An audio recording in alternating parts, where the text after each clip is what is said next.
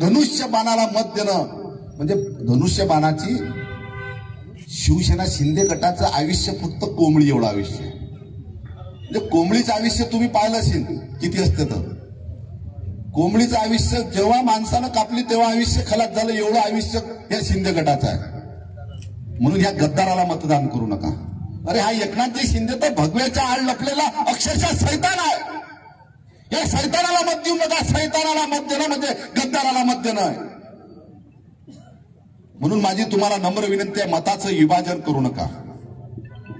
Bharatiya Janata party खूप हुशार party आहे की ते कशा पद्धतीनं जे आपल्याला मत भेटत नाही ते कसं धनुष्यबाणाला जाईल, कसं वंचितला जाईल हे करा, हे नियोजन भारतीय जनता पार्टी करते.